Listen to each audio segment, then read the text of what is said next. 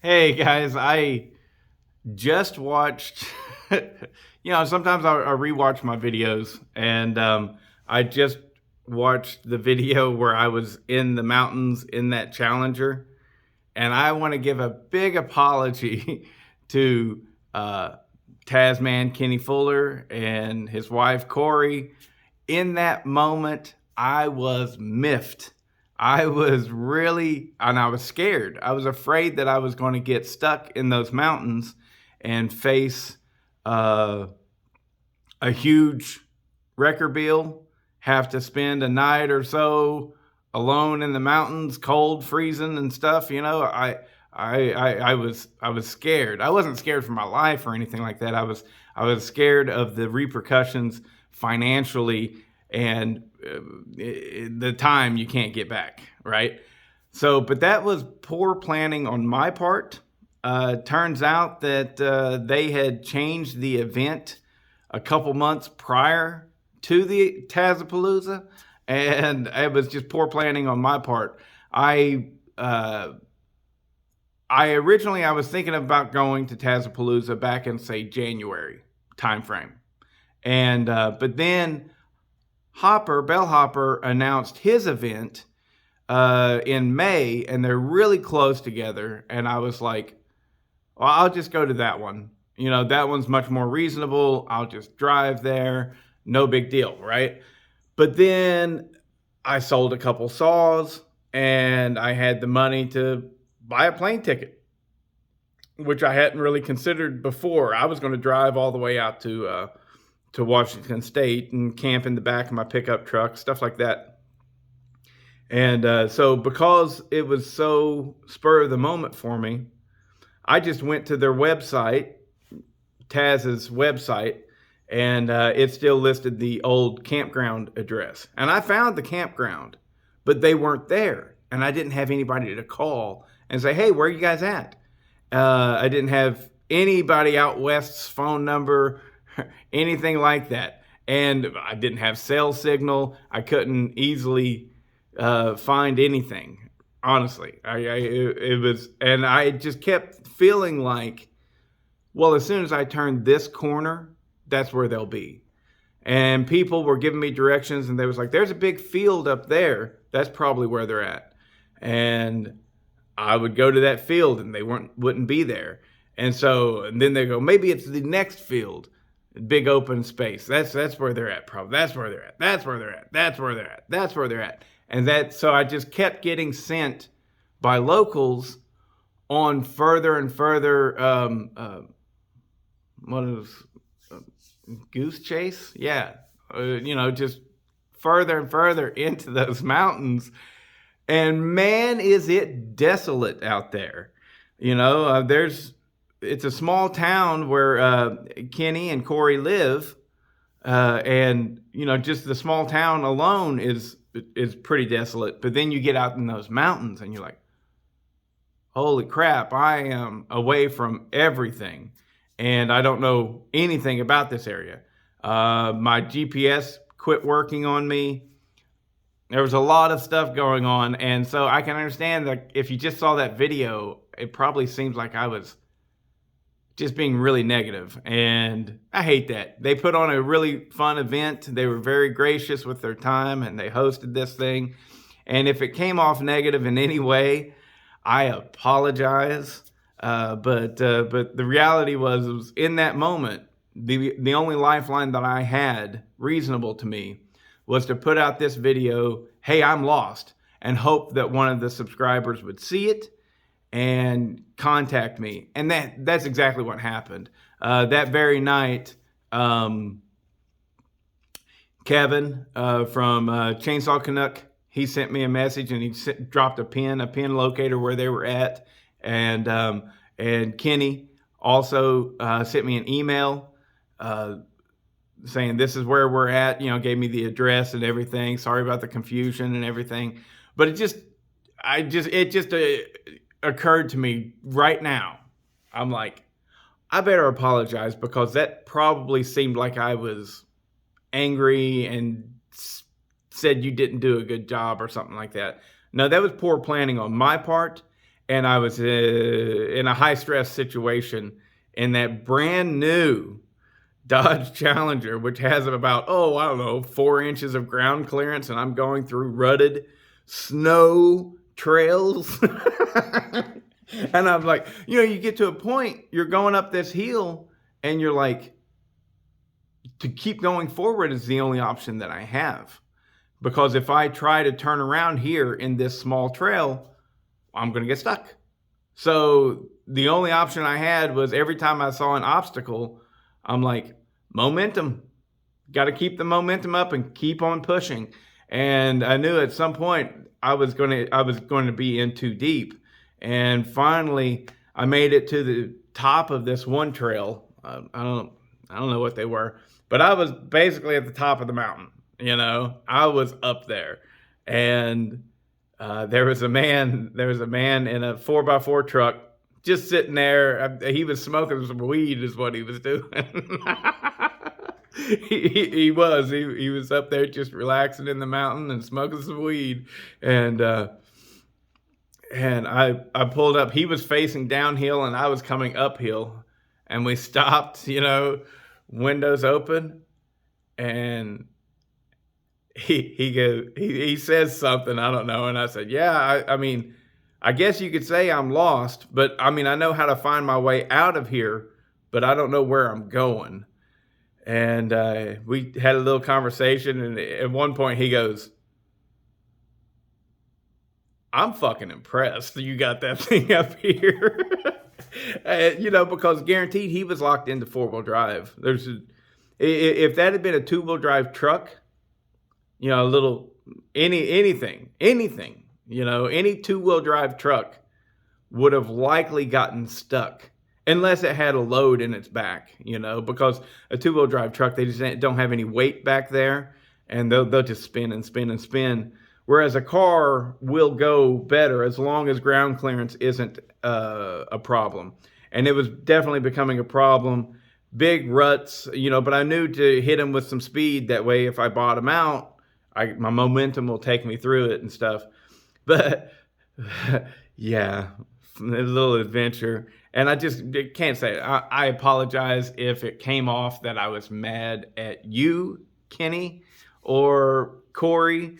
I was not. I was mad at the situation, and I was like, what the heck? I came to North Fork, North Fork, Chewelah Creek. I was like, I'm there, and there's the campground. It's right there, but you're nowhere in sight. And so, anyways, hindsight tells me I went to the place, so the directions weren't that vague, actually.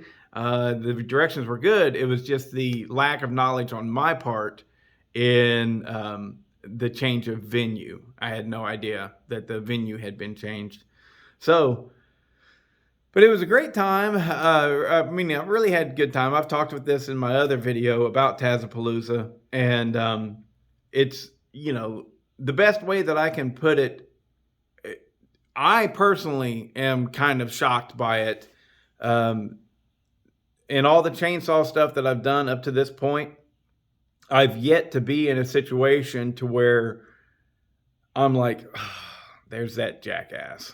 I've got to steer clear away from him or her.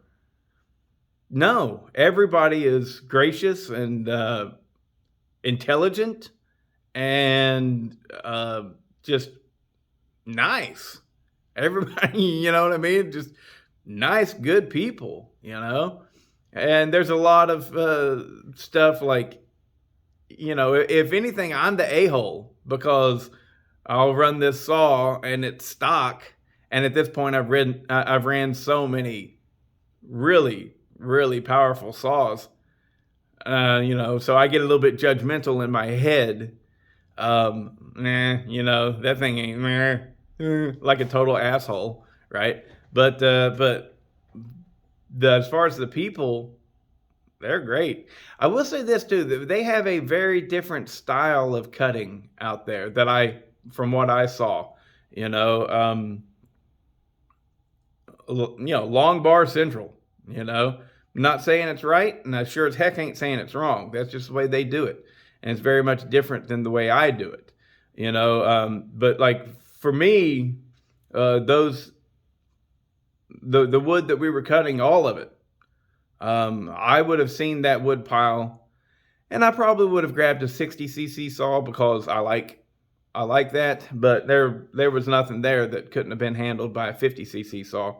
And here it is, we're breaking out, a 395 XP with a 32-inch bar and stuff like that. And to me, that's just so foreign. I would never ever do that at my place, unless I was bucking up something that was straight on the ground, and I wanted to go down the line, bucking it up, and not have to bend over. I do understand that way of cutting. I really do. But during the main cut fest, basically, we're on really steep hillside, and to me, a big long bar like that and a big heavy saw to boot, you're dragging around 25, 30 pounds on that hillside, and it's very unsafe to me, right? And so I avoid that, but they love it. That's their gig, and that's what they go for, and more power to you, But down here, it's like I'm a big supporter of the right size for the job at hand. Like I won't pull out a 24-inch bar unless I'm cutting over 22 inches of wood.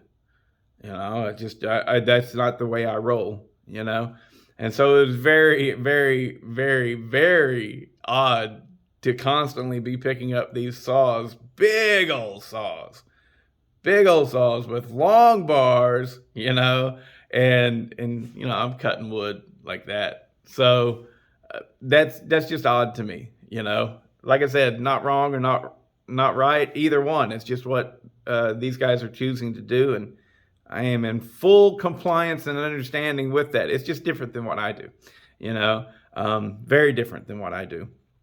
But it was a good time, and thank you very much, Kenny and Corey, for putting on a fun event. We had a good time, and another thing that I really liked was we all signed waivers, right?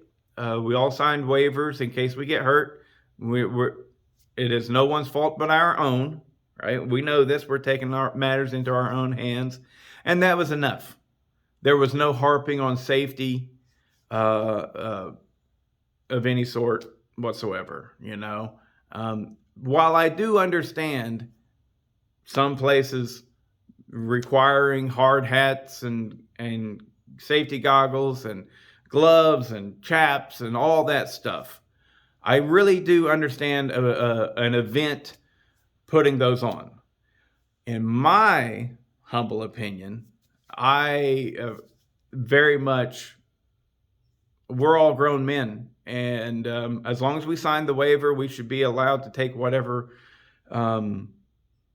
safety precautions we deem necessary or deny them, But everywhere I'll follow any rules, and I won't buck that system at all. No, this isn't about that at all. But it was just really nice to be able to be in an event and just be normal, because whenever I cut wood at the house, if I feel like I need safety equipment, I wear it. That's a choice I make, There may be somebody out there that's really disagreeing with me, and that's fine. You can really disagree with me. But for me, I'm just like, I know what's happening right here, and this is the risk level that I am willing to take, So that's it. We're grown people, We're grown people, and as long as we sign that waiver, the waiver is key. Gotta have the waiver. But as long as a person signs that waiver, let them do what they want,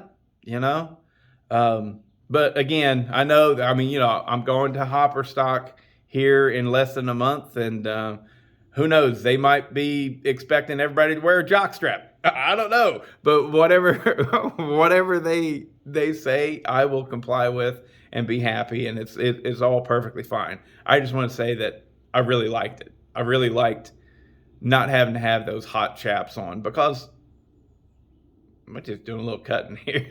You know what I mean? I don't know. Anyways, that's just me, and I do tend to be a bit unsafe. I think actually, yeah, whenever I was leaving Corey, Kenny's wife, she gives me a hug and she's like, "Drive safe," and I was like, "Well, I don't know about the drive safe part. That's just not part of it." You know, I just don't do that really. Anyways, that's enough. See ya.